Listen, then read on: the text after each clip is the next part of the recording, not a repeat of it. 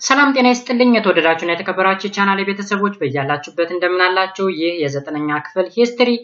ዩኒት 3 ፓርት 2 ነው። ፓርት 2 እንግዲህ the Christian Highland Kingdom under Yekuno Amlak and his successor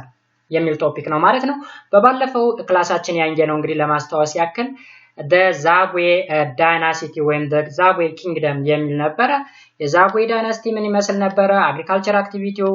ትሬዱ ምን ይመስል ነበር? ወይም ባጭሩ ኢኮኖሚክ አክቲቪቲው እንዴት ዳውን ፋል አደረገ የሚሉ ብዙ ኮንሰፕቶችን ስናይ ነበረ ማለት ነው። አሁን ደግሞ ክርስቲያን ሃይላንድ ኪንግደም አንደር የኩኖ አምላክ ኤንድ ሂስ ሰክሰሰር። የኩኖ አምላክ እንግዲህ ምንድነው ብለናል? የመጀመሪያው የሰሎሞኒክ ዳይናስቲ መስራች ነው ብለናል ማለት ነው። ምክንያቱም ይትባረክን የዛጉዌውን የመጨረሻ ንጉስ ካሸነፈ በኋላ የኩኖ አምላክ የሚባል ንጉስ ነው የሰሎሞኒክ ዳይናስቲን የጀመረው ማለት ነው። ስለዚህ ስለሱ ነው አጠቃላይ ዛሬ የምንመማረው ማለት ነው። ለቻናሉ አዲስ ከሆናችሁ ላይክ ሰብስክራይብ ማድረጋችሁን እንዳትረሱ። ቀጥታ ወደ ዕለቱ ክላስ አልፋለሁ። መልካም ቆይታ። The legend of King Sheba and King Solomon was not the major factor for the success of Yekuno Amlak in 1270. Look, አሁን እንደዚህ አይነት ነገሮች true false ጥያቄ ሊመጡ ይችላሉ። The legend of King Sheba and King Solomon was not the major factor for the success of Yekuno Amlak. He was said to have built a strong army by which he launched a successive military expedition among the Zagwe rulers. ስለዚህ አሁን የዛጉዌ ዳይናስቲ ሊወርቅ የቻለበት የእንትሮች ፕሮፓጋንዳ አይደለም። በዋናነት እንደ ምክንያት ቢቆጠርም ለምሳሌ የክለርጂመኖች ፕሮፓጋንዳ አይደለም፣ ወይም የኪንግ ሸባና ኪንግ ሰለሞን የሚለው ሌጀንድ እንደ ሜጀር ፋክተር ልንቆጥረው አንችልም። ከዛ ይልቅ ከፍተኛ የሆነ የጦር ኃይል ስላለው ከፍተኛው ነው ውጊያ አካሂዶ ነው ከዛጉዌ ሩለሮች ጋር ተዋክቶ ነው ተፋልሞ ነው ስልጣኑን ያገኘው ማለት ነው። The maintenance of strong army presupposed economic strength which might have been acquired from the Zaila trade routes passing through Amara land. The control over Zaila trade routes helped Yekuno Amlak to strengthen his economic power. Okay, እንግዲህ ከፍተኛ የሆነ የጦር ኃይል አለው ብለናል። የጦር ኃይሉ ዛጉዌ ዳይናስቲን ወቅቶ ሊያሸንፍ ችሎበታል። ከዛ በተጨማሪ ደግሞ የዛይላ ትሬድ ሩቶችን ለመቆጣጠር ችሏል ማለት ነው። የዛይላ ትሬድ ሩቶችን መቆጣጠር መቻሉ ደግሞ ከፍተኛ የሆነ የኢኮኖሚ መነቃቃት ወይም ጥንካሬ እንዲኖረው አድርጓል ይለናል ማለት ነው። The control over Zaila trade routes helped Yekuno Amlak to strengthen his economic power. Okay, economic power ከፍተኛ እንዲሆን አድርጎለታል ማለት ነው። The economic strength in turn helped him to organize and sustain a strong army. አይታችኋል? አሁን አንድ ሀገር ከፍተኛ የሆነ ኢኮኖሚክ መነቃቃት አላት ማለት ወይም ጥንካሬ አላት ማለት ምን ማለት ነው? ስትሮንግ የሆነ አርሚ የመመስረት እድሏ ሰፊ ነው ማለት ነው። ለምሳሌ nowadays እና አሜሪካና አውሮፓ ውስጥ ያሉ ሀገሮችን ውሰዱ። ከፍተኛ የሆነ ኢኮኖሚ እድገት ስላላቸው ነው ስትሮንግ የሆነ ሚሊታሪ ፓወር ያላቸው እንጂ የህዝብ ብዛታቸው አይደለም። ለምሳሌ በህዝብ ብዛትማ ከሆነ ኢትዮጵያን የሚያክላት የለም። ኦኬ፣ ናይጄሪያን የሚያክለው የለም። ግን ለምሳሌ ብሪቴንን ብታዋት የሆነች የተበጣጠሰች ሀገር ነች። ካርቷን ብታውት ዝም ብሎ የሆነ የደሴት ተስብስብ ነች። ግን በጣም ስትሮንግ ነች። ለምን ካላችሁ ኢኮኖሚዋ ከፍተኛ ስለሆነ ወይም ጠንካራ ስለሆነ ማለት ነው። ስለዚህ በዛ ዘመን የነበረው የኢኮኖሚክ ስትሬንግዝ ከፍተኛ የሆነ ሚሊታሪ ፓወር እንዲመሰረት አድርጎታል ማለት ነው። The economic strength in turn helped him to organize and sustain a strong army. This economic and military strength contributed much to his success in defeating the Zagwe king and to inaugurate a new ruling dynasty ይለናል። ስለዚህ አዲስ ዳይናሲቲ ለመመስረት ሁለቱ መሰረታዊ ነገሮች ምንድናቸው? የኢኮኖሚክ ስትሬንግዝ እና የሚሊታሪ ፓወሩ እንደሆነ ያስቀምጥልናል ማለት ነው እዚህ ጋር። Like the Zagwe ruler, the kings of a new Solomonic dynasty maintained the political and cultural tradition of Aksum.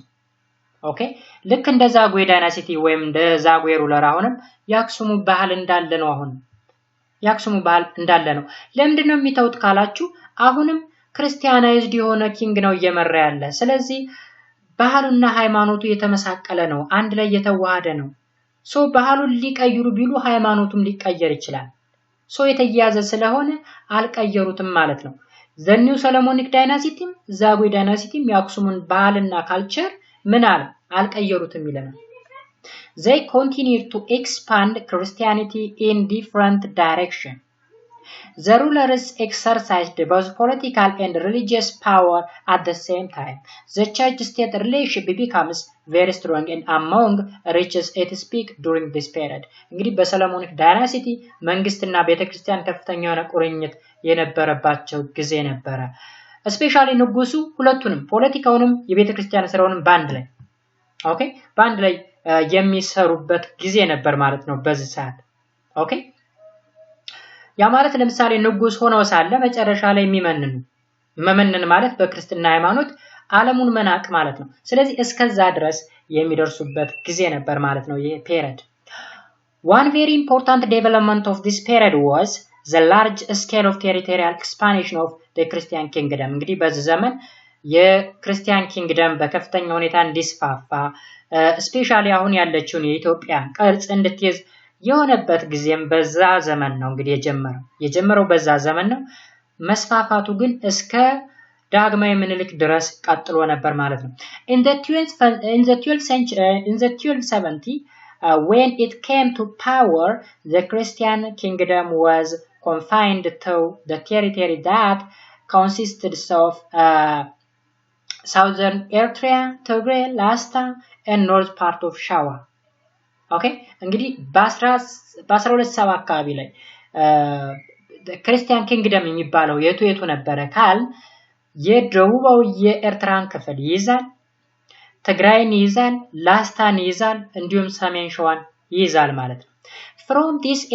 from this area Yekuno Amlak and his successor began to expand the territory of a new dynasty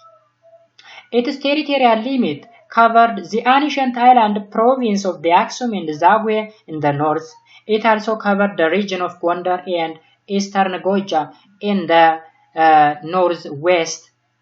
Bezamo and Damot in the southwest. The Gurage land and the Omotic population of the Walaita and Gamo in the south and Ifat, Fatigar, Dawaro, Hadiya, Bale in the east and the southwest እንግዲህ እነዚህን ቦታዎችን ላለማያስ ችሎ ነበር በኋላ ያ ማለት አክሱም ፕሮቪንስ ወይም የአክሱምን ግዛት እንዳለ ሆኖ የዛጉዌ ግዛት እንዳለ ሆኖ ይሄ እንግዲህ በኖርዝ በኩል ነው ኦኬ በዌስት ወይም በኖርዝ ዌስት በሰሜን ምዕራብ ደግሞ የጎንደርንና የምስራቁን የጎጃምን ክፍል ያጠቃልል ነበር ማለት ነው ከዛ ቤዛሞ የሚባል እንዲሁም ዳሞት የደሞ በደቡብ ምዕራብ አካባቢ ማለት ነው Gurage Island የሚባል Omotic population of Walaita and Gamo ደግሞ በሳውዝ በኩል በደቡብ በኩል እስከዛ ድረስ ሰፍቶ ነበር ማለት ነው Ifat, Fatigar, Dawaro, Hadiya, Bale in the east and the southeast okay በምስራቅና በደቡብ ምስራቅ ደግሞ እነማንን ይዛል ኢፋትን ይዛል ፋቲጋር ዳዋሮ ሀዲያ ባሌ የሚባሉ ቦታዎችን ይዝ ነበር ማለት ነው ስለዚህ በዚህ ዘመን በኃይለኛው ተስፋፍቶ ነበር ወይም የቴሪቶሪያል ማስፋፋት ስራ ተሰርቶ ነበር ማለት ነው ወይም የግዛት ማስፋፋት ስራ ማለት ነው So in order to effectively administer over this vast territory the Christian kingdom consolidate the feudal system of administration known as the Gult system እንግዲህ Gult system ምንድነው ካል feudal system of administration ነው Gult system Under this system, state officials were granted a right of collecting tribute called Gult right from the local peasant. እንግዲህ Gult right የምንለው ከፔዛንት ወይም ከአርሶ አደሩ ግብር የመሰብሰብ ስልጣን ወይም ምን አላቸው መብት ነበራቸው ማለት ነው. Gult right is a right given to an official to share in the produce of the peasant. An official who was given this right by the state was known as ባለጉልት or ጉልት owner ባለጉልት እስቲል ባለጉልት የሚባል ነገር አለ ወደ ሰሜኑ ክፍል ብትሄዱ ባለጉልት አማርኛ ትርጉም ነው ያለው ባይዘው የእንግሊሽ ተርም አይደለም ባለጉልት ወይም ጉልት ራይት ወይም ጉልት ኦውነር ምንለው ማለት ነው peasants are given to him based on his rank in the set hierarchy ያ ማለት እንግዲህ ከገበሬው እንግዲህ ገበሬው ፕሮዲዩስ ያደረገውን እንደ ግብር አድርጎ ይሰበሰባል የሚሰበሰበው መጠኑ ደግሞ በምን ይወሰናል ይለናል ራንክ አለው ራንክ in the state hierarchy ያ ማለት ለምሳሌ አሁን ቀበሌ ላይ የሚያስተዳድር ሰውና ወረዳ ላይ እንዲሁም ዞን ላይ ክልል ላይ የሚያስተዳድር ሰው ስልጣኑ እኩል አይደለም ልክ በዛ ስልጣን ተዋረድ መሰረት ግብር ይሰበስብ ነበር ማለት ነው so peasants are given to him based on his rank of state of hierarchy ይለናል the ባለጉልት enjoyed a number of political and economic privileges over the peasant under him he had the right to collect tributes in kind and use them to maintain himself and his family. He could also use a labor of a peasant under him for different purpose. እንግዲህ አሁን ገበሬው ያመረተውን ምርት ብቻ አይደለም ይሰበስቡ የነበረ ከዛ በተጨማሪ የሰው ኃይልም ያ ማለት labor of the peasant የገበሬዎችን ጉልበት የሚጠቀም ነበር ማለት ነው ባጭሩ የመኳንንት መሳፍንት የሚባል ነገር የለም በዛ ሰዓት እንግዲህ የገበሬው የሚባለው ወይም ፔዛንት የሚባለው ጭሰኛ ይባላል በሌላ ስሙ ጭሰኛ ማለት ለፍቶ ጥሮ ግሮ ነው የሚያድረው የሰራውን ከግማሽ በላይ የሚሆነው ደግሞ ወይ ለመኳንንቱ ወይ ለመሳፍንቱ ይሰጣል ማለት ነው መሳፍንቱ ደግሞ ገበሬ ያመረተውን ብቻ መጠቀም ሳይሆን ጉልበቱንም ይጠቀሙ ነበር በዛ ዘመን ማለት ነው እንግዲህ ይሄ ጉልት ሲስተም የሚለው ከዚህ ጋር የተገናኘ ነው ማለት however he could recruited local army and command them in war during the period of local or national crisis እንግዲህ ጉልበታቸውን ለስራ መጠቀም ብቻ ሳይሆን ይሄ አርሚ የሚባለው ወይም የጦር ኃይልም የሚመለመለው ከዚህ አካባቢ ነበር ወይም ከፔዛንቱ ነበር ማለት ነው ስለዚህ ለብሔራዊና ሎካል ወይም አካባቢው ለሆነ ግዳጅም ይገደዱ ነበር ማለት ነው ልክ አሁን በዚህ ዘመን ለምሳሌ ወታደር ሆኖ ብሔራዊ ግዳጅ ሲሆንበት ለጦርነት እንደሚላከው ሁላ በዛን ዘመን እንደዛ አይነት ነገር ይካሄድ ነበር ይለናል ማለት ነው in turn for all these privileges the balagult was responsible to maintain law and order in his area so this system greatly helped to simplify the task of the administrating of the vast Christian empire by dividing into a smaller unit እንግዲህ ምንድነው በዛን ዘመንም ልክ እንዳቅም ለምሳሌ መሳፍንት መኳንንት የሚባለው ይሄ አሁን በቅርብ ጊዜ ደግሞ ለምሳሌ ራስ ምናምን የሚባል ስልጣን አለ አይደል ለምሳሌ ራስ ካለ ፊውታራሪ ካለ እንደሚባለው ሁላ ለምሳሌ ይሄ በጦር ኃይሉ ላይ ያለ ስልጣን ልክ እንደዛ ሁላ እነዚህም ስልጣን አላቸው ከፍተኛ የሆነ ተቀባይነት ያለው ሰው ከሆነ ኤምፓየር ይሆናል ካሱ ዝቅ ያሉ ደግሞ በኤምፓየሩ ስር የሚታዘዙ አሉ ለምሳሌ ንጉሰ ነገስት ማለት ነው ኤምፓየር ከዛ ኪንግ አለ ከኪንግ ወርዶ ሌላ መሳፍንት አለ ልክ እንደዛ ሁላ ስልጣን ተዋረድ ነበረው ማለት ነው ሶ የሆነ መንደር ላይ የሆነ አካል ይገዛል እነዚህ የሚገዙትን የሚገዛ ደግሞ ሌላ አለ ከዛ ያያለ ሁሉንም ሀገሪቱን የሚገዛ ደግሞ ኢምፔረር ይባላል ስለዚህ እሱ የስልጣን ተዋረድ ሀገሪቱን በቀላሉ አድሚኒስተር ለማድረግ ቀላል ነበር ማለት ነው which the kingdom used to bring the Muslim and other state under its control okay ምን ይለናል እንግዲህ እዚህ ላይ it also enable the Christian kingdom to maintain a large territorial army which the kingdom used to bring the Muslim and other states under its control እንግዲህ ሙስሊም ስቴት የሚባሉትን ሁላ በመቆጣጠር ሲገዛ ነበር ማለት ነው እንደውም ብዙ ሙስሊሞችን ወደ ክርስትና የመቀየር ስራ ሲሰራ ነበር ማለት ነው በቅርብ ጊዜ ለምሳሌ ወሎ አካባቢ ላይ ሲገዛ የነበረ ራስ አሊ የሚባለው ንጉስ በኋላ ራስ ሚካኤል ነው የተባለው ኦኬ ራስ ሚካኤል ክርስትና ሃይማኖት ተቀበለ በኋላ ማለት ነው ስለዚህ እሱላ ስራ ሲደረግ ነበር ማለት ነው ርስት ምንለው ደግሞ ርስት right is a claim to the hierarchy the hereditary ownership of land እዚህ ጋር ርስት አይደለም ሶሪ ርስት ነው ርስትና ጉልት በባለፈው ርስት ብየን ያነበብኩላችሁ ሶሪ ርስት የሚለውን ቀጥታ ነው ዲፋይን ያረኩት የእንግሊዘኛው ርስት የሚለው ግን የአማርኛ ትርጉም ነው ርስት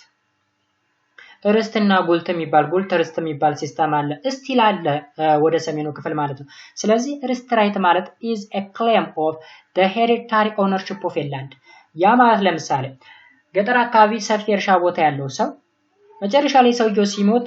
መሬቱን ሌላ ሰው አይደለም የሚወርሰው ልጁ ነው የሚወርሰው ወራሽ ይባላል ስለዚህ የመውረስ መብት ማለት ነው ርስት ምንለው so ርስት right was a communal birthright to the land okay በመወለድ የምናገኘው መብት ነው ማለት ነው ስለዚህ ለምሳሌ እኔ አባቴ ወይም እናቴ መሬት ካላት ወይም ካለው መጨረሻ ላይ የሚወርሱ ለኔ ነው ማለት ነው ስለዚህ መብት አለኝ የመውረስ መብት አለኝ ማለት ነው the state provide them with a security whereas the peasant were obliged to pay tribute or ግብር to the state ግብር ወይም tribute ምንለው ግብር ነው የአማርኛ ትርጉሙ የእንግሊዘኛ tribute ነው በአማርኛ ግብር ነው ስለዚህ የመገበር መብት ማን ነው ግዴታ ነበረባቸው ማለት ነው ፔዛንቶች ኦኬ then guilt right was given to the state official in return for his service to the state አሁን እዚህ ላይ እንግዲህ ግብር ለምን ይከፈላል ለመንግስት ይከፈልና መንግስት ደግሞ ምን ያደርጋል ግብር ለሰበሰቡ አካላት ሴኩሪቲ እንዲጠበቅላቸው ስፔሻሊ ለፔዛንቶች ነጋዴዎችም ከሆኑ ለነጋዴዎች secured እንዲሆኑ ያደርግ ነበር ይላል so it was the medieval substitute for the salary and it lasted as far as the official remedial loyal to the state it was not hereditary the guilt system remained to be the predominant feature of the Ethiopian feudalism for long period of time እንግዲህ ጉልት ሲስተም የምንለው በፊውዳል ፔሪድ ጊዜ ለረጅም ጊዜ የቆየ ነው ስፔሻሊ አሁን የመኳንንት የሚባለው ለምሳሌ አዲስ አበባ ላይ ተቀምጦ ገጠር አካባቢ ሰፊ ቦታ ይዞ ገበሬዎችን እያሳረሰ እሱ ይሰበስባል ማለት ነው ያን ያመረቱትን ማለት ነው የአይነት ስርዓት ነበር ወይም በፊውዳሊዝም ስርዓት ውስጥ የነበረ ስርዓት ነው ይሄ ፊውዳል ሲስተም የሚባለው ወይም ርስት ጉልት የምንለው ነገር ማለት ነው During this period, the Christian Highland, the Christian kingdom had now permanent capital like Aksum or Lalibela. ልክ እንግዲህ እንደ ላሊበላ እና እንደ አክሱም በዚህ ዘመን ቋሚ የሆነ ካፒታል ወይም ዋና ከተማ አልነበረውም ማለት ነው It ruled over the vast territories through the mobile courts for over 2 centuries. እንግዲህ ለሁለት ክፍለ ዘመን ያክል ከቦታ ቦታ እየተንቀሳቀሱ ነበር ማለት ነው ሲያስተዳድሩ የነበረ እንደ ላሊበላና እንደ አክሱም ቋሚ ቦታ አልነበራቸው ማለት ነው the kings their armies officials and their camps followers moved from region to region where they established a temporary camp እንግዲህ ከቦታ ቦታ እየተንቀሳቀሱ ነበር ሲያስተዳድሩ የነበሩት ማለት ነው በዚህ ዘመን the area of lake hike in Wallo Menz, Tagulat, and Bulga in the North Shawa, and Yerer and Zukwala in the Eastern Shawa, served as a temporary royal camp of the administration in this period. እንግዲህ በዛ ፔሪድ ተንቀሳቃሽ ወይም ቋሚ ያልሆኑ ካፒታሎች ከምንላቸው መካከል ለምሳሌ ሌክ ሃይቅ ወይም ሃይቅ የሚባል አለ ወሎ አካባቢ ሃይቅ መንዝ ተጉለት ቡልጋ የሚባሉ ለኖርዝ ሻዋ አካባቢ ላይ እንደ ቴምፖራሪ ካፒታል ሆኖ ሲያገለግሉ ነበር በሌላ በኩል ደግሞ የረርና ዝቋላ ኢን ዘ ኢስተርን ሻዋ ኦኬ በምስራቃዊ የሻዋ ክፍል ውስጥ እንደ ተንቀሳቃሽ ወይም ቋሚ ያልሆነ ካፒታል ሆኖ ሲያገለግሉ ነበር ማለት ነው The royal camp were moved from region to check rebellion in different parts of the empire and to control the security of the vast kingdom እንግዲህ አስቡት በዛ ዘመን ቴክኖሎጂ አልነበረም የስልክ ሁሉ ውጥ የለም የኢንተርኔት አገልግሎት የለም ቴሌቪዥን የሚባል ነገር የለም ብዙ ነገር የለም ስለዚህ ሴኩሪቲውን ቼክ የሚያደርጉት በመንቀሳቀስ ነው ኦኬ መልእክት የሚላላኩት በደብዳቤ ነው ስለዚህ በተለያዩ አካባቢዎች ሪብሌን እንዳይኖር ወይም አመጽ እንዳይኖር እየተንቀሳቀሱ ነበር ቼክ የሚያደርጉት ማለት ነው they need to get daily food supply and firewood for such great number of court officials soldiers and servants also necessitated the use of the mobile camps ይለናል ማለት ነው ስለዚህ ምግብ ሁላ ሳይቀር በዚሁ በቋሚ ባልሆኑ ቦታዎች ላይ ከሚያገኙት ነበር የሚመገው ማለት ነው ስለዚህ በዚህ ጊዜ እንግዲህ ቋሚ የሆነ ካፒታል የለም ማለት ከፍተኛ የሆነ አስተዋጽኦ ሊያደርጉ አይችሉም ማለት ነው now present day ላይ ያማት ለምሳሌ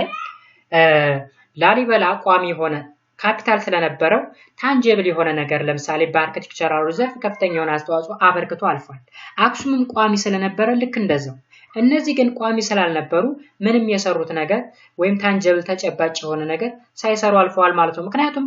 ቴምፖራሪ የሆነ ካፒታል ስለነበራቸው ማለት ነው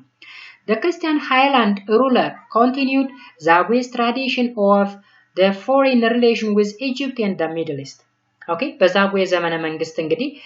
ከኢጂፕቶችና ከመካከለኛው ምስራቅ ጋር የነበራቸውን ሪሌሽን አጠናክረው ቀጥለውታል ማለት ነው They also extended their relations to the Europe okay ከዛ በተጨማሪ አሁን ዛጉዌ ለምሳሌ ከኢጂፕት ጋር ነበር እነዚህ ግን ከሚድል ኢስት እና ከዩሮፕ ጋር ምን አደረጉ ሪሌሽናቸውን ማስፋፋት ጀምረው ነበር ማለት ነው Some sources show that numerous visitors from Egypt, Syria, Persia, Italy and the Vatican, the Portugal and Spain frequently the court of the Christian king during the period. ከነዚህ ቦታዎች ላይ እየመጡ ይጎበኙ ነበር ማለት ነው እነዚህ ገዢዎችን ማለት ነው Okay more closer relations were established with Portugal and Spain እንግዲህ ከፖርቹጋልና ከስፔን ጋር ከፍተኛ የሆነ ሪሌሽን እንደነበራቸው ያስታውቃል ማለት ነው በኋላ ላይ ደግሞ ከ1529 አካባቢ ላይ ይሄ ዝጋ የተቀመጣለ በ1529 አካባቢ የፖርቹጋልና ከቱርክ ጋር የነበራቸው ሪሌሽን ምን እንደሚመስል እናያለን especially ፖርቹጋል የክርስቲያኑ ክፍል ከፖርቹጋል ጋር ያግዝ ነበር ወይም የጦር መሳሪያ ይልክ ነበር ፖርቹጋሎች ማለት ነው ቱርኮች ደግሞ ሙስሊሞች ስለነበሩ ለሙስሊሙ ያ ማለት ለግራኝ መሐመድ ወደታች የምናየው ይሆናል ለሱ የጦር መሳሪያ በመላክ እንዲሁም ወታደሮችን በመላክ እርስ በርስ ሪሌሽናቸውን ያሳዩ ነበር ለምሳሌ ፖርቹጋል ከክርስቲያኑ ጋር ያለውን ሪሌሽን እዚህ ላይ ቱርክ ያልተጠቀሰች ከሙስሊሙ ማህበረሰብ ጋር ስለነበራት ነው በኋላ በ1529 አካባቢ ነው የነበራትን ሪሌሽን የምናይ ማለት ነው ስለዚህ የኔ መሰለ ሪሌሽን ነበራቸው ማለት ነው ሶ የዩክኖ አምላክና ሰክሰሰሮቹ የነበራቸው ያገዛዝ ዘይቤ ይሄን ይመስል ነበር ቋሚ ቦታ አልነበራቸውም ከቦታ ቦታ እየተንቀሳቀሱ ነበር ሲገዙ የነበረ ያደረጉት አስተዋጽኦ ምንድነው ከተባለ ግዛታቸውን ወይም ቴሪቶሪያቸውን በጣም አስፋፍተውት ነበር ማለት ነው በከፍተኛ ሁኔታ በጣም ሰፊ ታች ደቡብ ድረስ ከወላይታ ድረስ ወርደው ነበር ወደ ኢፋት ፋቲጋር ምናምን የሚባሉ ፓርቶችን ሁላ አስፋፍተው ሰፊ ግዛትን ለመቆጣጠር ችለው ነበር ማለት ነው ከቦታ ቦታ እየተንቀሳቀሱ ስለዚህ የመጀመሪያው ቶፒክ በዚህ ቪዲዮ ውስጥ የመጀመሪያው ቶፒክ ይሄን ይመስላል ማለት ነው ስለ ይኩኖ አምላክና ስለ ሰክሰሰሮቹ የነበረው ሁኔታ አሁን በቀጣይ ደግሞ የምናየው peoples and status in Ethiopian region and the Horn of Africa up to 1529 ስለዚህ እስከ 1529 ድረስ በሆርን አፍሪካ ስላለው መንግስትና ህዝብ የምናወራበት ቶፒክ ይሆናል ማለት ነው So beside the Highland kingdom, the Highland Christian state outlined above, a number of other states emerged in the region of the Horn of Africa. There was a Muslim sultanate in the southeast. እንግዲህ በደቡብ ምስራቅ በኩል የሙስሊም ሱልጣኔቶች ነበሩ የሙስሊም ሱልጣኔቶች ያ ማለት እንግዲህ ደቡብ ምስራቅ አካባቢ ስንል ምን ማለት ነው በአፋር አካባቢ እንዲሁም በሶማሊያ አካባቢ ሐረር አካባቢ የተነሱ የሙስሊም ሱልጣኔቶች ነበሩ ማለት ነው There are also people with a traditional religion ማለት ነው traditional religion ማለት አካባቢው የሆነ እምነት ለምሳሌ በዛፍ ሊሆን ይችላል በጣዖት ሊሆን ይችላል እንደዛ አይነት አምልኮ የነበራቸው ሰዎችም ነበሩ ማለት ነው The study of the history of the states and peoples help us to understand the continuous process of interactions among peoples with diverse cultures and religions. ስለዚህ የተለያዩ ታሪኮችን ማጥናቱ ለምን ይጠቅማል ማለት ነው በዚህ አካባቢ ላይ ይኖሩ የነበሩ ሰዎች ምን እንደሚመስሉ ባህላቸው ምን እንደሚመስል ሃይማኖታቸው ምን እንደሚመስል ይጠቅማል ማለት ነው ሶ የመጀመሪያው እንግዲህ ከሙስሊም ሱልጣኔቶች የሚለውን ነገር እናያለን ሙስሊም ሱልጣኔቶች እነማን ነበሩ As already discussed in Unit 2, the introduction of Islam to the Horn was followed by the emergence of a series of Muslim states since the 9th century AD. Okay? ስለዚህ የእስልምና ሃይማኖት በከፍተኛ ሁኔታ ሊስፋፋ የቻለበት ምክንያት ምንድነው ብለናል? ዩኒት ላይ በትሬድ ነው ብለናል። በትሬድ የመጡ ሰዎች ደግሞ ትሬድ የሚነግዱበት አካባቢ ላይ የእስልምና ቁጥሩ እንዲጨምር እዛ አካባቢ የራሳቸውን ሱልጣኔት መጀመር ጀምረው ነበር ማለት ነው፣ ወይም መፍጠር ጀምረው ነበር ማለት ነው። Some of the Muslim sultanates of the region were Dahlak, Shawa, Ifat, Adal, Fatigar, Dawaro, Darre, Arabani, Sharka, Bali, Hadiya. እነዚህ እንግዲህ ሙስሊም ሱልጣኔቶች ነበሩ። አሁን እነዚህ ስቴቶች ላይ ስቲል ከፍተኛ የሆነ የሙስሊም ቁጥር ያለባቸው ኤሪያዎች ናቸው ማለት ነው። ለምሳሌ ዝለ አዳል ስንል አፋር እንደማለት ነው። ዝለ አዲስ እንዳይሆንባችሁ። ሀዲያ አካባቢ ላይ ባሊ ስንል ባሌ የምንለው እንደሆነ ማወቅ መቻል አለባችሁ። ስለዚህ እነዚህ አኒሸንት ሙስሊም ሱልጣኔቶች ነበሩ ማለት ነው። ዳላክን ስናይ one of the gateway of Islam to Ethiopia እንግዲህ በኖርዝ ኢትዮጵያ በኩል የእስላም መግቢያ በር ነበረች ማለት ነው ዳላክ። It located within the Red Sea. The Dalak Sultanate or state seems to have emerged in the beginning of the 10th century AD. እዚህ ላይ ሱልጣኔት ማለት ስቴት ማለት ነው። የሙስሊም ሱልጣኔት ወይም ምንድነው የሙስሊም ስቴት ማለት ነው ባጭሩ። most of the time state ስንል ለክርስቲያኖች ስለሆነ ነው and ሱልጣኔት ስንል ደግሞ ለእስላሞች ስለሆነ ነው ማለት ነው። ስለዚህ ሱልጣኔት ምንድነው ግራ እንዳይገባችሁ ስቴት ብላችሁ ያዙ። ስለዚህ በዋናነት ኢመርጅ ያደረገው እንግዲህ የዳላክ ስቴት ወይም ሱልጣኔት በ10ኛው ሴንቸሪ ኤዲ ወይም ዓመተ ምህረት አካባቢ መግቢያው አካባቢ ላይ ነው ወይም the beginning of 10th century ኤዲ አካባቢ ላይ ነው ማለት ነው የተመሰረተው። However, in this direction Islam could not penetrate deep into the interior of the North Ethiopia because local Christian rulers opposed open Islamic activity from this island. እንግዲህ በሰሜኑ በኩል ነው ዳላክ ያለ ብለናል። በዛ በኩል እንግዲህ በጥልቀት ወደ ውስጥ መግባት አልቻሉም። ምክንያቱም የሰሜኑ ክፍል ዌል ክርስቲያናይዝድ የሆነ ኤሪያ ስለሆነ ስፔሻሊ የትግራይ አካባቢ ላይ ብንወስድ እዛ አካባቢ ላይ አብዛኛው ማለት ይቻላል ኦልሞስት ወደ 98% የሚደርሰው የክርስቲያን ማህበረሰብ ስለሆነ እነዚህ ሙስሊሞች የሚያካሂዱትን ነገር ይቃወሙ ነበር ማለት ነው። ስለዚህ ወደ ውስጥ ፔኔትሬት ሳያረጉ ገብተው ቀርተዋል ወይም ሳይገቡ ቀርተዋል ይለናል። The northern Ethiopia trade was declined as a result of the Arab control the Red Sea and destruction of Adolis. Adolis የሚባለው ወደብ አረቦች እንግዲህ ካፈረሱትና የኖርዘርን የትሬድ ሩቶችን በአረቦች ቁጥጥር ውስጥ ከሆነ በኋላ ስፔሻሊ የሬድ ሲ አካባቢ በአረቦች ቁጥጥር ውስጥ ከሆነ በኋላ የኖርዘርን ኢትዮጵያ ትሬድ እዚህ አካባቢ ስቶፕ አድርጓል ወይም ዲክላይን አድርጓል ማለት ነው።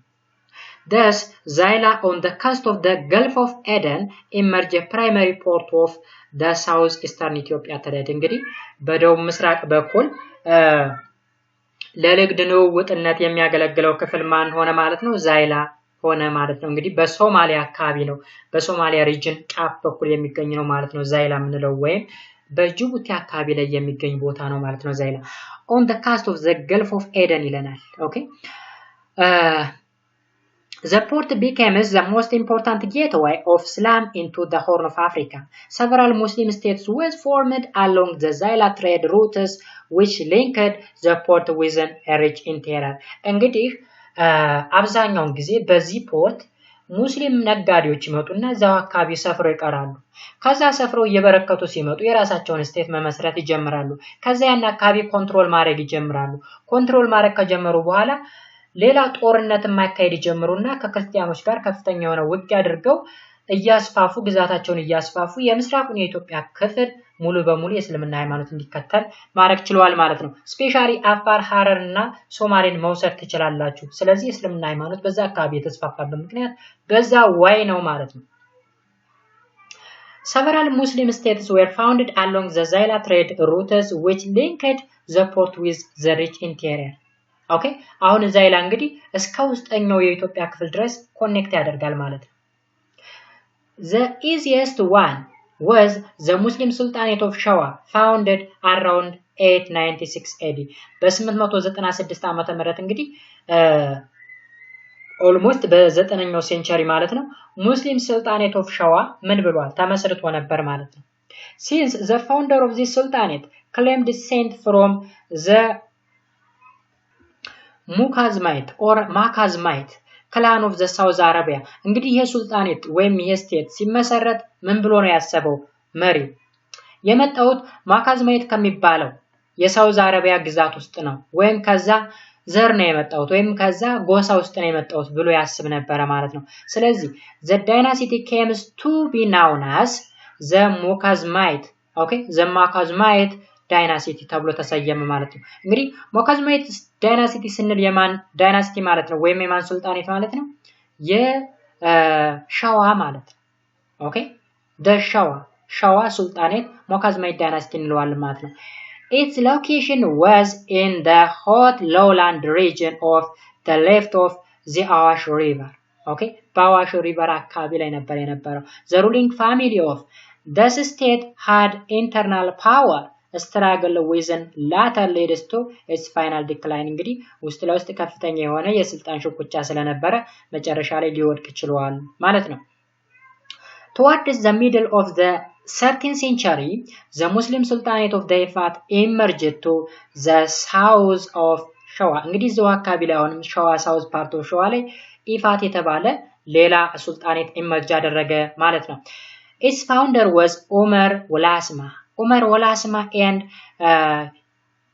hence the Walasma dynasty ተባለ ስለዚህ ዑመር ወላስማ የተባለ ሰው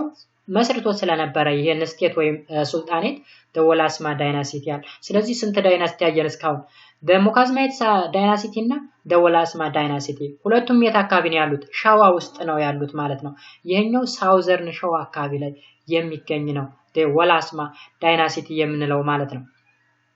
in 1285 AD it destroyed the older Mukazmite dynasty and became the strongest Muslim sultanates in the region. Ifat controlled a vast territory through which the long distance trade routes of Zaila passed. Most of the profitable Zaila trade came under the control of Ifat. እንግዲህ ይችን ትሬድ ሩት ተቆጣጣሯት ማለት በከፍተኛ ሁኔታ ኢኮኖሚያቸው ያንሰራራል ማለት ነው ወይም ስትሮንግ ይሆናል ማለት ነው Eventually Ifat becomes the strongest rival of the Christian Highland state. ስለዚህ ከክርስቲያኑ ሃይላንድ ስንል እንግዲህ ከፍተኛ ቦታው የኢትዮጵያ ከፍተኛ ቦታው ስፔሻሊ የሰሜኑ ክፍል ማለት ነው በክርስቲያኖች ውስጥ ነበር ያለው የሙስሊሙ ደግሞ ሎላንድ ነው ሎላንድ ስላችሁ ለምሳሌ የምስራቁን ክፍል የበረሃማውን ክፍል ይዩት የአፋር ምንለው ሶማሊያ ምንለው በረሃማ ክፍል ነው ሎላንድ ይባላል ሶ ሃይላንዱን ያዙት ክርስቲያኑ ነው ሎላንዱን ያዘው ደግሞ እስልምናው ዘርፍ ነው ማለት ነው ስለዚህ since 1270 the Christian Highland state had also begun to develop a vast great interest in the Zaila trade and trade routes. Therefore, the need of control the Zaila trade becomes the main source of conflict between the two states. እንግዲህ በሙስሊሙና በክርስቲያን ስቴቱ መካከል ኮንፍሊክት ሊፈጠር የቻለበት ምክንያት የዛይላ ትሬድ ሩት ፍላጎት ማደር ነው ያ ማለት የዛይላ ትሬድ ሩት እንግዲህ ከፍተኛ የሆነ የኢኮኖሚ መነቃቃትን ሊያመጣ የሚችል የንግድ መስመር ስለሆነ በሁለቱ መካከል ኮንፍሊክት እንዲፈጠር አድርጓል ማለት ነው በዚህ ትሬድ ሩት አማካኝነት request skirmish between the two finally resulted in the defeat of Ifat by the Christian force of Amdesiyon እንግዲህ አምደሲዮን የተባለ የክርስቲያን ንጉስ ኢፋትን ዲፊት ለማድረግ ችሏል ወይም ለማሸነፍ ችሏል ማለት ነው አምደሲዮን የሚባለው ንጉስ በ1314 እስከ 44 ድረስ የገዛ ንጉስ ነው ማለት ነው እንግዲህ ያሸነፈ መቼ ነው በ1332 ዓመተ ምህረት አካባቢ ነው ከኢፋት ጋር በነበረው ውጊያ ማለት ነው to the south east and north of the Ifat there were several other small Muslim sultanates እንግዲህ ከኢፋት ቀጥሎ ደግሞ ሌሎች ሙስሊም ሱልጣናቶች ነበሩ ለምሳሌ በደቡባዊ ክፍል በምስራቁ ክፍል እንዲሁም በሰሜኑ ክፍል ያ ማለት በኢፋት ሰሜን ክፍል በኢፋት ኢስት ክፍል ወይም በኢፋት ኖርዘርን ክፍል ሌሎች ሱልጣናቶች ነበሩ ማለት ነው So the Sultanate of Fatagar was situated south of the present-day Bulga around Shankora. Dawaro was located between the middle Awash River and upper Wabi Shabale. Further, Bali located was the rich area south of the Wabi Shabale River. Okay, እንግዲህ ዋቢ ሸበሌ ስንላውን በመስራቁ የሀገራችን ክፍል አካባቢ የሚገኝ ነው። ስፔሻሊ ሶማሊያ አካባቢ ላይ የሚገኝ ወንዝ ነው ይሄ ወንዝ። ዳራ probably existed between Dawaro and Bali state. እነዚህ መጠቅስላችሁ እንግዲህ ከይፋት በኋላ የነበሩ ሌሎች ሱልጣኔቶች ናቸው ማለት ነው። So whereas Arbabini was identified between the Dawaro and Hadia near Arsi. Hadia was located to the west of the Dawaro and Bali. Okay, Hadia እንግዲህ ሳውዝ ውስጥ የሚገኝ ኤሪያ ነው ማለት ነው። ሶ እዛ አካባቢም ሌላ ሱልጣኔት ነበረ ይለናል ማለት ነው። The economy of the Muslim states was mainly based on agriculture and profit from the rich long distance trade. እንግዲህ እዚህ ላይ ኢኮኖሚክ አክቲቪቲውን ስናይ አብዛኞቹ ስቴቶች እንደነገርኳቸው አግሪካልቸር ነው፣ ከዛ በተረፈ ንግድ ነው። ሌላ የኢኮኖሚ ምንጭ የላቸውም። More or less they had a similar administrative structure with the Christian states. Their ruler exercised both religious and political power. ስለዚህ የብዛም ይነስም እንግዲህ አብዛኞቹ እነዚህ ሱልጣኔቶች የክርስቲያን ስቴት ሲገዛበት የነበረውን ወይ ነው የሚከተሉት። ያ ማለት ፖለቲካልም ሪሊጂየስ የሚነጫወቱ እንደነበረ ነው የሚያሳየው። By 1332 the Muslim states sided with Ifat and fought against the Christian state. እንግዲህ በ1332 ኪንግ አምደ ጽዮን ጋር ነው ውጊያ የተካሄደው። The Christian king አምደ ጽዮን defeat all of them and turned them into tributary province. እንግዲህ ገባሪ እንዲሆን አደርጋቸዋል። ያ ማለት የክርስቲያኖች ግዛት እንዲሆኑና ግብር እንዲገብሩ አድርጓቸዋል ማለት ነው ተወጋቸው በኋላ። Since then the Christian state controlled much of their political and economic activity while they still maintain their religious rights. ስለዚህ ሪሊጂየስ ራይቶች እንዳለ ሆኖ ያ ማለት የሃይማኖታዊ መብታቸው እንዳለ ሆኖ ሌሎች ኢኮኖሚካዊና ፖለቲካዊ የሆኑ አክቲቪቲዎችን ግን ከክርስቲያኖች ጋር አብረው እንዲሰሩ ሲያደርጉ የነበረበት ሁኔታ እንዳለ ይጠቁማል ማለት ነው። However, from the late 13th century onward, Muslim resistance against the Christian kingdom began to revive. እንግዲህ በ14ኛው መቶ ክፍለ ዘመን አካባቢ ደግሞ ሌላ ሙስሊም ስቴቶች የክርስቲያን ኪንግደሙን ምን ማለት ጀመሩ? መቃወም ጀመሩ ወይም ሬዚስት ማድረግ ጀመሩ ማለት ነው። ወይም ሊዋጉ ጥረት ማድረግ ጀመሩ ማለት ነው። This situation was created with the emergence of the Muslim sultanates of the Adal. Adal was established on the Harar plateau by the descendant of the Walasma ruling family of Taifat. እንግዲህ አዳል የሚባለው ሐረር አካባቢ ነው። ስፔሻሊ ከወዴት ልበላችሁ አፋር አካባቢንም ይይዛል። ስለዚህ ከየት ነው የመጣን ብለው ነው የሚያስቡ? ከወላስማ ሩሊንግ ፋሚሊ ኦፍ ኢፋት ነው የመጣን ነው የሚሉ። ኦኬ ሶ እዚህ ጋር እንግዲህ ምንድነው የሆነው? አሁን እዚህ ላይ የአዳል የሚባለው ሩለር ወይም ሐረር ፕላቶ አካባቢ ላይ የሚገኝ ከወላስማ ሩሊንግ ፋሚሊ የመጣን ነው ብለን የሚያስቡት ግዛቶች ወይም ስቴቶች ምን አረጉ? who refused to be under the Christian rule ይለናል። ያ ማለት ምን ማለት ነው? ለክርስቲያኖች አንገዛም ብለው እምቢ ማለት ጀመሩ ማለት ነው። they launched a war of resistance of the guerrilla warfare against the Christian kingdom throughout the 15th century and until the early 16th century. እንግዲህ እስከ ከ15ኛው መቶ ክፍለ ዘመን ጀምሮ እስከ 16ኛው መቶ ክፍለ ዘመን አካባቢ ድረስ ጉሬላ ዋርፌር ያ ማለት የደፈጣ ውጊያ ማለት ነው። እሱን ማካሄድ ጀመሩ ማለት ነው። ለክርስቲያኑ ኪንግደም አንገዛም የራሳችን የሆነ ኪንግደም እንመሰርታለን ብለው መዋጋት ጀመሩ ማለት ነው። እንግዲህ እስከ 16ኛው መቶ ክፍለ ዘመን ድረስ ማለት ነው። during this period Ahmed ibn Ibrahim successfully challenged the Christian kingdom from this area. እንግዲህ ግራኝ አህመድ ወይም አህመድ ኢብን ኢብራሂም የተባለ ያዳል መሪ የክርስቲያን ኪንግደሙን ምን አረገው ቻሌንጅ አረገው ማለት ነው ከፍተኛ የሆነ ጥቃት አደረሰ ስፔሻሊ በክርስትና ሃይማኖት ላይ ከፍተኛ የሆነ ውድቀት አድርሶ የነበረ መሪ ነበር ማለት ነው የሱልጣኔቶች መሪ ነበር ማለት ነው በተለይ የተለያዩ ቤተክርስቲያኖችን በማቃጠል ብዙ ቅርሶችን በማጥፋት ምናምን የሚታወቅ ነው እንግዲህ አህመድ ኢብራሂም ማለት ነው so in an attempt to maintain their control and win the loyalty of the Muslim state Christian king made a political marriage with them Emperor Zara Yaqub ruled from 1434 up to 1468 had officially married Hadiya prince እንግዲህ ተመልከቱ ሰላም ለማስፈን ሲባል እንግዲህ ከሙስሊሞች ጋር እስከ መጋባት ተርሶ ነበር ማለት ነው በዛው ወቅት ክርስቲያንና ሙስሊሞች እየተጋቡ ነበር ማለት ነው በዛው ወቅት ለምሳሌ ምን ይላል Emperor Zara Yaqub had officially married Hadiya's prince የሃዲያዋን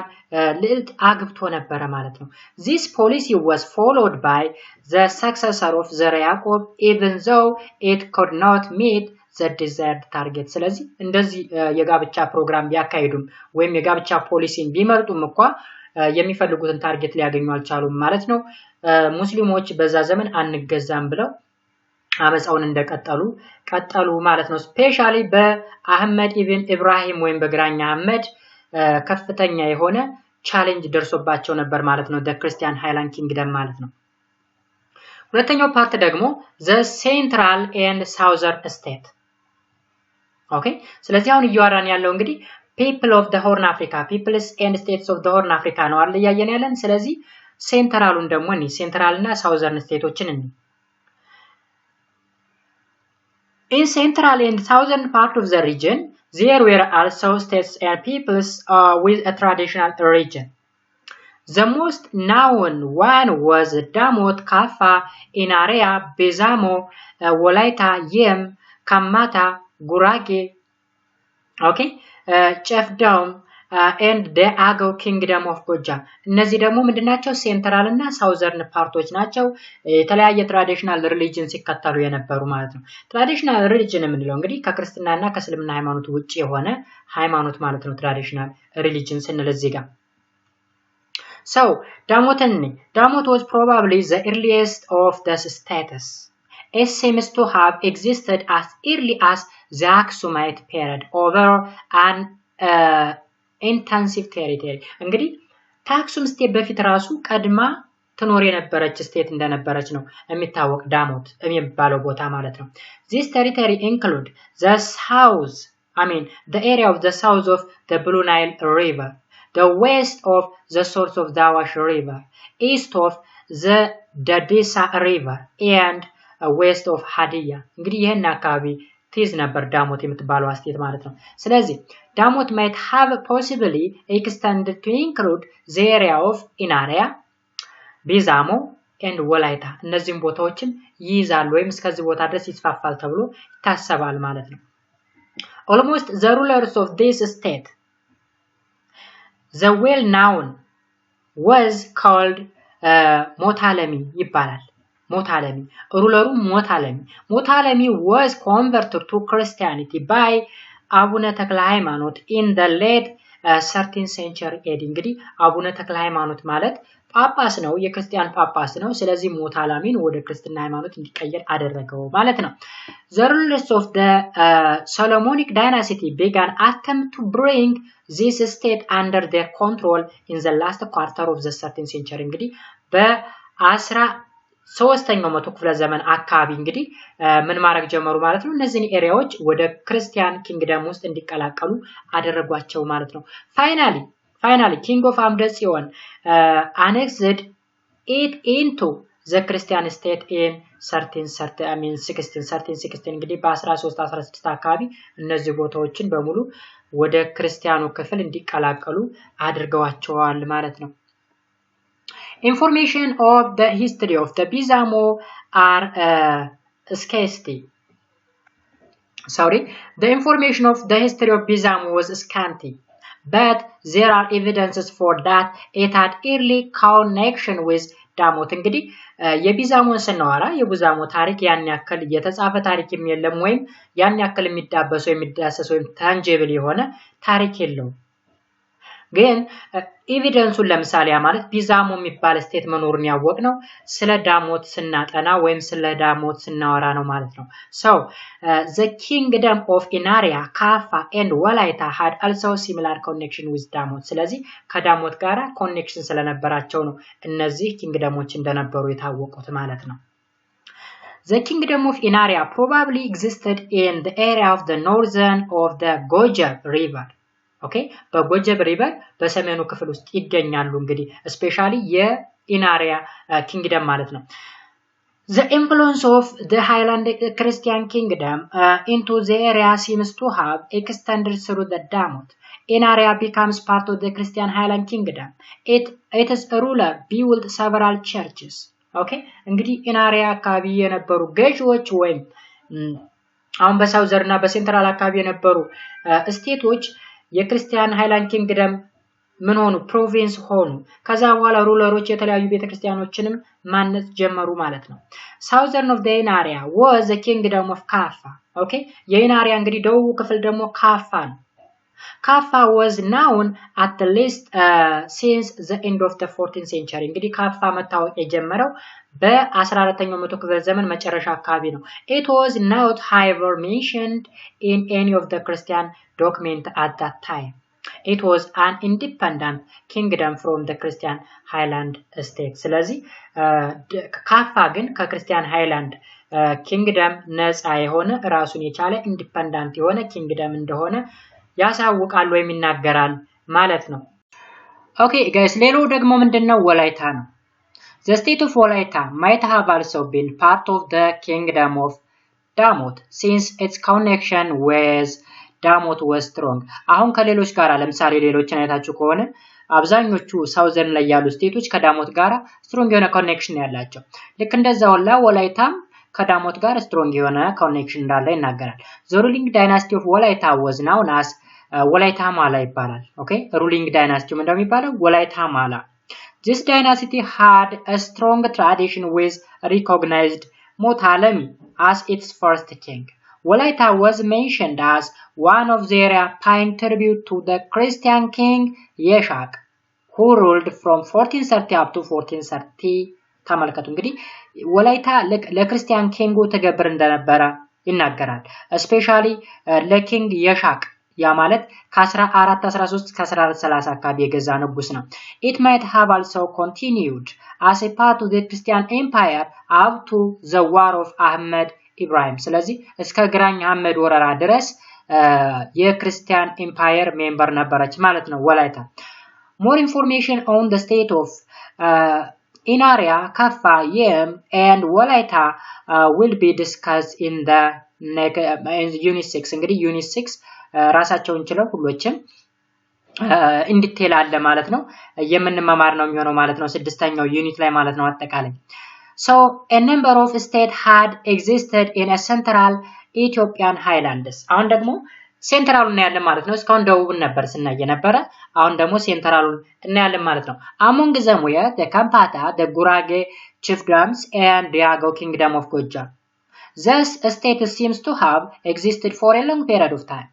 but they become more important in this period እንግዲህ እዚህ ላይ ተጠቀሱ ነገሮች ለምሳሌ እነ ካምባታ እነ ጉራጌ አገው ኪንግደም ኦፍ ጎጃም እነዚህ ደግሞ በሴንትራሉ የኢትዮጵያ ሃይላንድ ላይ የሚገኙ አንሸንት ስቴቶች ነበሩ ማለት ነው ስለዚህ we have a little historical information on ካምባታ ላይ ይሄን ትንሽዬ የሆነ ሂስቶሪካል ኢንፎርሜሽን እንዳለ ነው የሚናገረው the Gurage chiefdom on the other hand were concentrated in the area west of the Lake Zawai and highlands of the Dawara its local chief was the title of Azmach or Abagaz and Nugus እነዚህ እንግዲህ ሎካል ቺፎች የሚጠቀሙባቸው ርዕሶች ወይም ምን ልበላችሁ ታይትላቸው ነው ባጭሩ ታይትላቸው ወይም መጠሪያ ማዕረጋቸው ማለት ነው ለምሳሌ አዝማች ስንል ቀኝ አዝማች ሊሆን ይችላል ግራ አዝማች ሊሆን ይችላል አበጋዝ የሚባልም ራሱን የቻለ ሌላኛ የማዕረግ ስም ነው እንዲሁም ንጉስ ሊባል ይችላል ንጉስ ወይም king ማለት ነው The Agau king of Gojam was mentioned in the Christian historical document It was predominantly Agau-speaking and local to the south of the Lake Tana. It exercised strong control over the lake and its island. እንግዲህ the Agau-speaking people Lake Tana አካባቢ ላይ የተነሳ predominantly Agau-speaking peopleዎች ናቸው።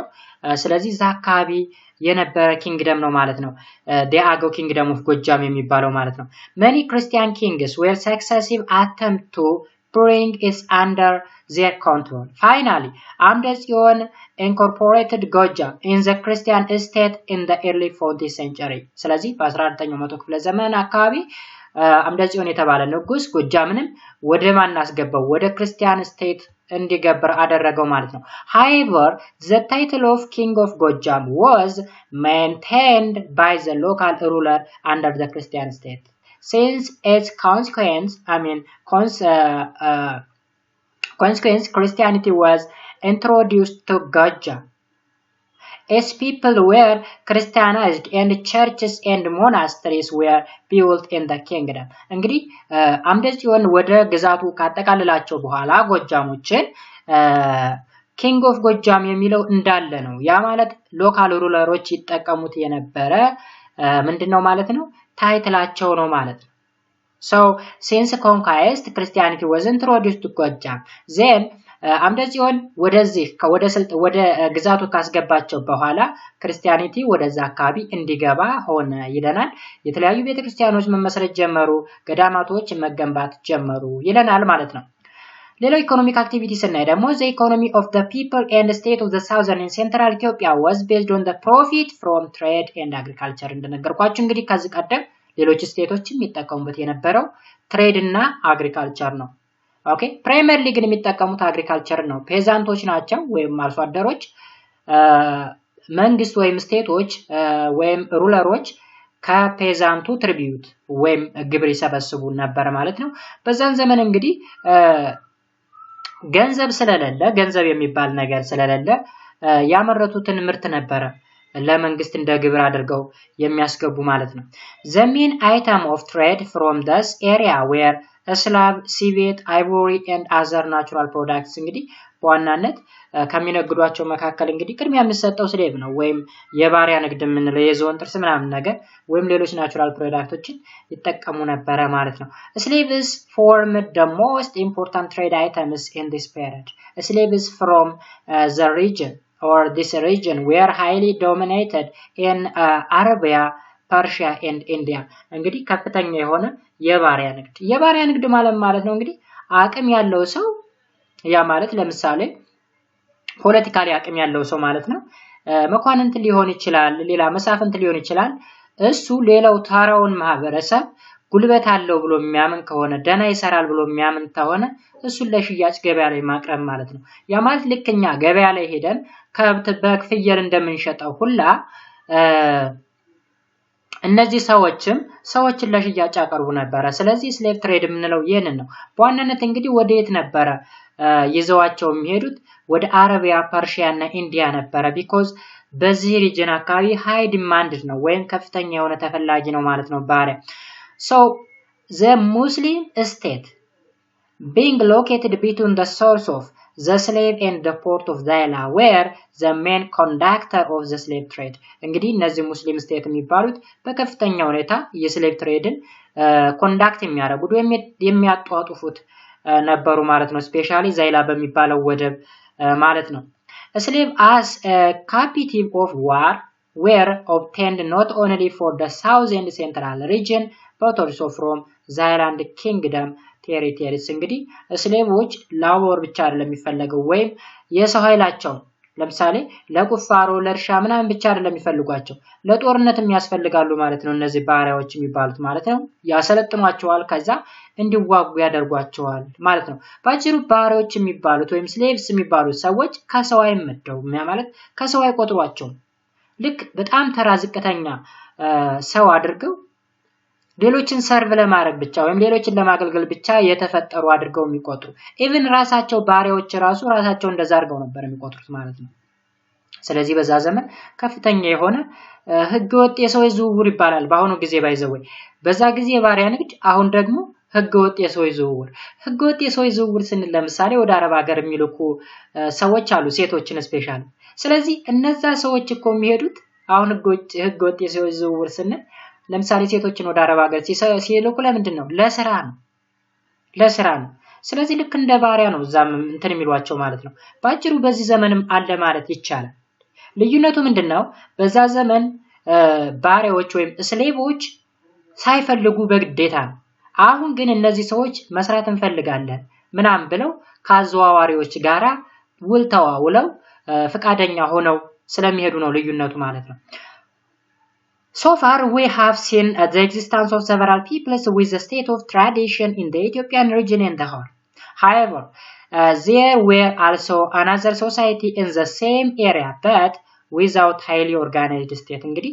በሴንትራል እና በሳውዝ አየን ወይም በአጠቃላይ በሆርን አፍሪካ አየን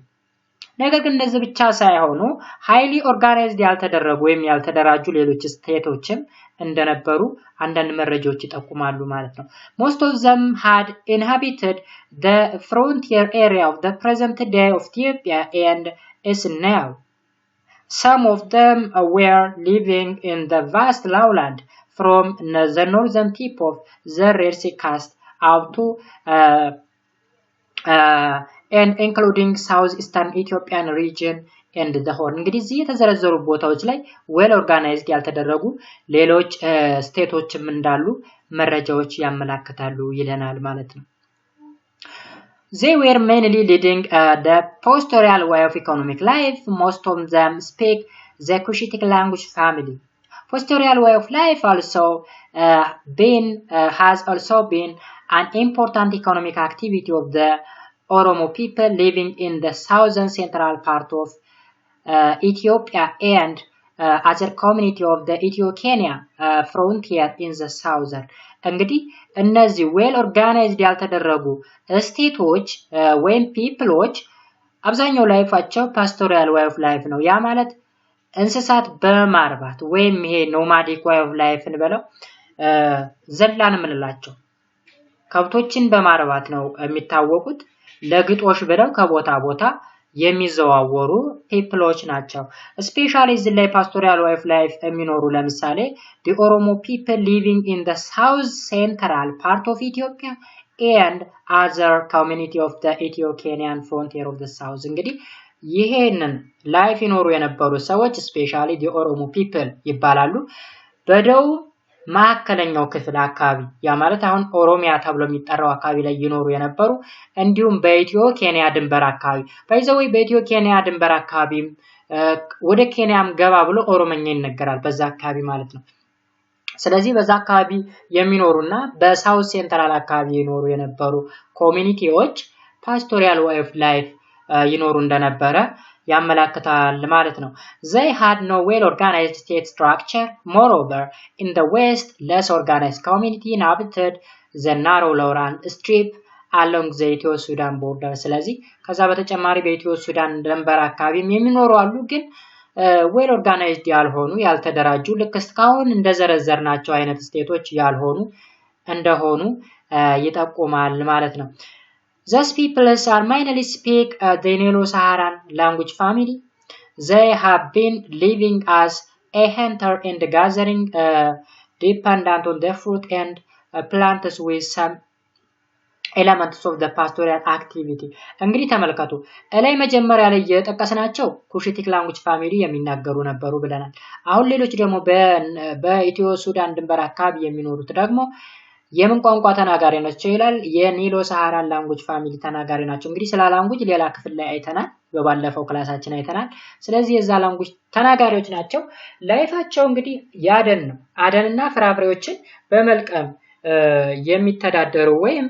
primitive way of life የሚኖሩ ናቸው ባጭሩ የጥንት ያኗኗር ዘይቤን የሚከተሉ ማለት ነው ከዛ በተጨማሪ shifting cultivation was also practiced in some of the area of different community ይላል አንዳንዶች ደግሞ shifting cultivation ማለት የተለያዩ ሰብሎችን በማፈራረቅ የግብርና ስራን የሚሰሩ ማለት ነው ስለዚህ እሱ ላይፍ የሚኖሩ ማህበረሰቦች እንዳሉ ይነግረናል ማለት ነው The less organized society mentioned possess their own local administrative system. They were led by their own chiefs and local elderly council based on their village and clan territory. They were the main agent of frontier trade and cultural traditions between the Ethiopian interior and its neighbor ይለናል። ስለዚህ በዋናነት እንደዚህ less organized ወይም በትንሹ ኦርጋናይዝድ የተደረገ ወይም ተደራጁ ማህበረሰቦች የምንላቸው የራሳቸው የሆነ ሎካል አድሚኒስትሬቲቭ ወይም አካባቢ የሆነ አገዛዝ ሲስተም ወይም ስርዓት አላቸው ይለናል። በዋናነት አካባቢያቸው ላይ ያለ ቺፍ ወይም ጎሳ ነው የበላይ አቅም አለው ተብሎ የሚታመንበት ሰው ወይም ደግሞ በእድሜው ገፋ ያለ ሽማግሌ ወይም ኤልደርሊ ካውንስል ይመርጡና እሱን ነገር በቪሌጅ ወይም በመንደር እንዲሁም በክላን ወይም በጎሳ ድንበር ይከለልና ያን አካባቢ እንዲገዛ ይደረጋል ማለት ነው። የራሳቸው የሆነ ጎሳ አላቸው። ስለዚህ ጎሳ ምንለው ማለት ነው ባጭሩ ኦርጋናይዝድ ያልተደረገ ሶሳይቲ ማለት ወይም ለስ ኦርጋናይዝድ ማለት ጎሳ ምንለው። ለምሳሌ የዚህ ጎሳ ትንሽዬ የሆነች በጣም አናሳ የሆነ ፒፕል የሚኖርባት ዌል ኦርጋናይዝድ ያልሆነ ማለት ነው። ስለዚህ በሽማግሌዎች ወይም በቺፎች ነው የሚተዳደረው ማለት ነው። ስለዚህ አጠቃላይ በሴንትራልና በሳውዝ አካባቢ የነበሩ ስቴቶችን ስናይ ነበር የቆየ ነው ማለት ነው። ይሄን ይመስላል እንግዲህ ስለ ኢናሪያ ስናይ ነበር፣ ስለ ወላይታ፣ ስለ ሀዲያ፣ ስለ ጎጃም ስናይ ነበር ሴንትራል ላይ። ኦኬ ያንዳንዶች ዌል ኦርጋናይዝድ የተደረገ ዶክሜንቴሽን አላቸው። አንዳንዶች ደግሞ ከሌሎች ጋራ ዲፔንዳንት ሆኖ ለምሳሌ የወላይታን፣ የሀዲያን፣ የኢናሪያን ብናይ ከዳሞት ጋራ ነው መረጃውን የምናገኘው ማለት ነው። ከዳሞት ጋራ ስትሮንግ የሆነ ሪሌሽን እንደነበራቸው ይናገራል ማለት ነው። ሌላው ደግሞ መጨረሻ ላይ ያገኘነው ነገር ምንድነው ዌል ኦርጋናይዝድ ያልሆኑ ሌሎች ስቴቶችም እንዳሉ ለምሳሌ ዲ ኦሮሞ ፒፕል የሚል ነገር አለ። እዚህ ላይ ለምሳሌ ፓስቶሪያል ዌይ ኦፍ ላይፍ የሚኖሩ ማለት ነው። እንዲሁም እዚህ ላይ ደግሞ በኢትዮ ሱዳን እና በኢትዮ ኬንያ ድንበር የሚኖሩ ሰዎች ዌል ኦርጋናይዝድ ስቴት የሌላቸው እንደነበሩ በዛ ዘመን ነው እንግዲህ በአሁኑ አይደለም በዛ ዘመን እንደነበሩ ነው እዚህ ላይ ያለው መረጃ የሚጠቁም ማለት ነው። ስለዚህ ይሄን ይመስላል። ቀጣውና የመጨረሻው ቶፒክ ደግሞ በጣም አናሳ ስለሆነች ትንሽዬ ፓርት ስለሆነች ለብቻዋ በሌላ ክላስ ከምናያት ዛሬው ጨርሰን ይሄንን ዩኒት እናጠቃልላለን ማለት ነው። So ምን ይለናል? The dominance of Christian Highland Kingdom over the Ethiopian region and the Horn of Africa እንግዲህ የክርስቲያን ሃይላንድ ኪንግደም ወይም የክርስቲያን ስርወ መንግስት የበላይነት ነው በኢትዮጵያና በምስራቁ ወይም በቀንዱ የአፍሪካ ክፍል አካባቢ ያለውን የበላይነት እናያለን ማለት ነው። So between 1270 up to 1529 different linguistic, ethnic and religious community were conquered by the Christian Highland states. These states made a large-scale conquest and territorial expansion mainly in the 14th and 15th century and ruled over a vast empire, particularly during the reign of Amlak. Different states and community came under the control of the Highland Christian trade and became its territories ይለናል። እንግዲህ በዋናነት ከ1270 ይዞ እስከ 1529 አካባቢ ድረስ ይዞ ያ ማለት ግራኛ አህመድ እስከመጣበት ድረስ የክርስቲያን መንግስት ወይም የክርስቲያን ስቴት ብዙ ኤሪያዎችን ኮንካይስት በማድረግ ያ ማለት በመውረር ቴሪቶሪውን ኤክስፓንድ ሲያደርግ እንደነበረ ወይም ሲያስፋፋ እንደነበረ በዋናነት ደግሞ አምደ ጽዮን በተባለው ንጉስ ከፍተኛ የሆነ የማስፋት ስራ ሲሰራ እንደነበረ ነው የሚጠቁመን ማለት ነው። ኦኬ ቀጥሎ ምንድነው የሚለን? Since then there was intensive interaction between the people living in the newly conquered territory and the Christian state. ኦኬ የሆነ ኢንተንሲቭ የሆነ ኢንተራክሽንም ነበር። ያ ማለት አዲስ ኮንካይስት በመተደረጉ ወይም ተወረው በተያዙ ኤሪያዎች እና በክርስቲያን ስቴቱ መካከል የሆነ ሪሌሽን ነበር። ያ ማለት ምን አይነት ሪሌሽን ነው ካል ያ ኮንካይር የተደረገው ሪጅን እንግዲህ ወይ ፓጋን ነው ወይ የሌላ እምነት ተከታይ ነው። ስለዚህ የክርስቲያን ስቴቶች ያን አካባቢ የክርስትና ሃይማኖት እንዲከተል የማድረግ ስራ ይሰራ ነበር ማለት ነው። The church played a major role in the promotion of Christian culture in the occupation territory. Some local peoples gave up their former religious and accepted Christianity. ስለዚህ ምንድነው የሚደረገው ያካባቢ ላይ ቸርቾች ይሰሩና ቸርቾች ግሬት የሆነ ሮል ይጫወታሉ ማለት ነው ያን አካባቢ የክርስትና ካልቸር ወይም ባህል እንዲኖር የማረክ ስራ ይሰራ ነበር ማለት ነው so some local people ምን ያረጋሉ ይለናል ክርስትናን በቀላሉ እንደሚቀበሉ ይነግረናል ማለት ነው however from the newly occupied territories only Shawa north of the Awash river and eastern region of Gojam was deeply Christianized and integrated to the Christian state okay በዋናነት እንግዲህ የጎጃም ሪጅን የአዋሽ አካባቢ ያለው ወይም ሻዋ ኖርዝ ኦፍ አዋሽ አካባቢ ያለው የሸዋ ክፍል ኦኬ እነዚህ እንግዲህ ምን ያረጉ ናቸው ዲፕሊ ክርስትናን የተቀበሉ ኤሪያዎች ናቸው አሁንም ስቲል ጎጃም ውስጥ ብትሄዱ ወደ 90% የሚደርሰው የክርስትና ሃይማኖት ተከታይ ነው ማለት ነው ሸዋ ላይም ልክ እንደዛው ባይዘው ሸዋ ስንል በጣም ሰፊ ነው ሸዋ በዚህ ዘመን ለምሳሌ ብናየው ሰሜን ሸዋ አለ ምዕራብ ሸዋ አለ ኢቭን የሴንትራል ሸዋ አለ ለምሳሌ ሴንትራል ሸዋ አካባቢ የምንለው የአዲስ አበባ አካባቢ ሸዋ ነው